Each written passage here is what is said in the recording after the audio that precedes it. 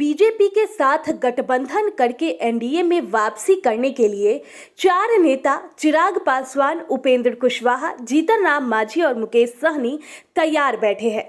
लेकिन दिल्ली में भाजपा का पहिया धैर्य से घूम रहा है, लेकिन सबकी नजर टिकी है चिराग पासवान पर, जिनकी लोक जनशक्ति पार्टी रामविलास गठन के बाद से एनडीए से अलग है।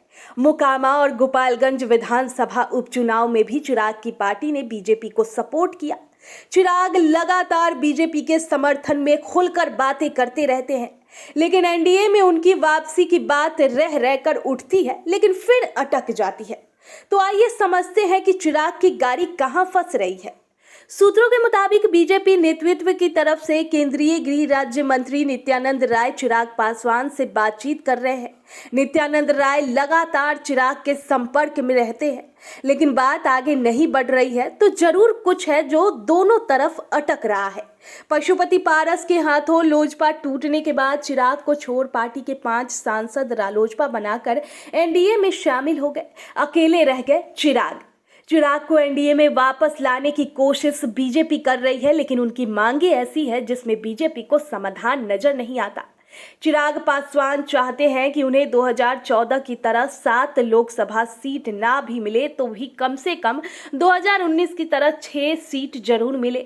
2014 में जेडीयू गठबंधन से बाहर थी, जब 2019 में जेडीयू एनडीए के साथ थी। चिराग बस इतनी ही मांग नहीं है, वो इसके अलावा एक राज्यसभा और 2 विधान परिषद की सीट भी चाहते हैं। फिर उनकी चाहत ये भी है कि उनके चाचा पशुपति पारस को प्रधानमंत्री नरेंद्र मोदी की कैबिनेट और एनडीए दोनों से बाहर किया जाए। बीजेपी की सारी उलझन चाचा भतीजा के झगड़े में है। चिराग किसी भी कीमत पर पारस के साथ आने को तैयार नहीं है।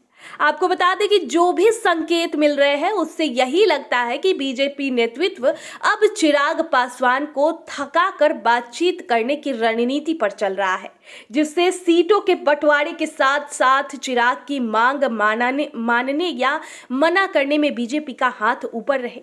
गठबंधन का सबसे मुश्किल और जटिल काम सीट का बंटवारा है, जिसमें पहले तो सीटों की गिनती पर मामला फंसेगा और फिर आगे किस सीट पर लड़े और किस सीट को छोड़े। चिराग पासवान दीक्षांत एडुटेक लाया है दीक्षांत सी लर्निंग ऐप। बने दीक्षांत का चैनल पार्टनर और अर्न करें लाखों रुपए प्रति महीने। चैनल पार्टनर बनने के लिए विजिट करें।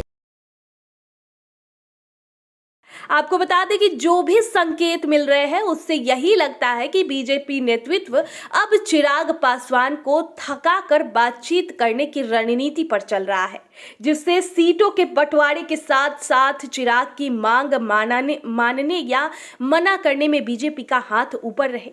गठबंधन का सबसे मुश्किल और जटिल काम सीट का बंटवारा है, जिसमें पहले तो सीटों की गिनती पर मामला फंसेगा और फिर आगे किस सीट पर लड़े और किस सीट को छोड़े। चिराग पासवान जमुई छोड़कर हाजीपुर लड़ना चाहते हैं, जहां से पारस सांसद है। जमुई भी वो पार्टी के लिए रखना चाहते हैं। लोजपा रामविलास के बिहार के प्रधान महासचिव और चिराग के करीबी संजय पासवान कहते हैं कि 2020 के बाद से चिराग पासवान की लोकप्रियता बढ़ी है और उनके पास 6% से ज्यादा वोटरों का समर्थन है। पासवान ने आगे कहा कि लोजपा इस समय 40 सीटों पर लड़ने की तैयारी कर रही है, क्योंकि वो किसी गठबंधन का हिस्सा नहीं है। बीजेपी से अगर गठबंधन के सवाल पर उन्होंने कहा कि अगर सम्मानजनक सीटें मिली तो ठीक है, नहीं तो हमारी तैयारी बिहार की हर सीट पर चल रही है। संजय पासवान ने आगे कहा कि 2020 के विधानसभा चुनाव में जब लोजपा अकेले लड़ी तो बिहार की सबसे बड़ी पार्टी जेडीयू को तीसरे नंबर पर ला दिया था। अब 2024 में भी अगर बिहार में कोई चिराग पासवान को हल्के मिलेगा तो उनकी हालत 2020 के जेडीयू वाली हो जाएगी। आरजेडी से गठबंधन के सवाल पर संजय पासवान ने कहा कि हमारे पास संभावना बहुत है, क्योंकि हमारे नेता को प्रधानमंत्री नहीं बनना है। पासवान ने कहा कि 2024 के चुनाव में समय है और चिराग पासवान सही समय पर फैसला करेंगे। दीक्षांत एडुटेक लाया है दीक्षांत डिजिटल क्लास। दीक्षांत डिजिटल क्लास का उपयोग कर छात्र बना सकते हैं पढ़ाई को बेहद आसान और मजेदार।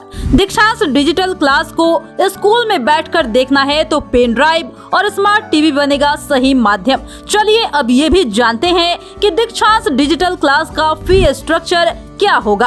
नर्सरी से लेकर यूकेजी के लिए 7,000, नर्सरी से लेकर दूसरी कक्षा के लिए 12,000, नर्सरी से लेकर 5वीं तक के लिए 18,000, नर्सरी से लेकर 8वीं तक के लिए 24,000, नर्सरी से लेकर 10वीं तक के लिए 30,000। अगर आपको डेमो करना है तो उसके लिए आप दीक्षांत डिजिटल क्लास के YouTube चैनल को विजिट कर सकते हैं।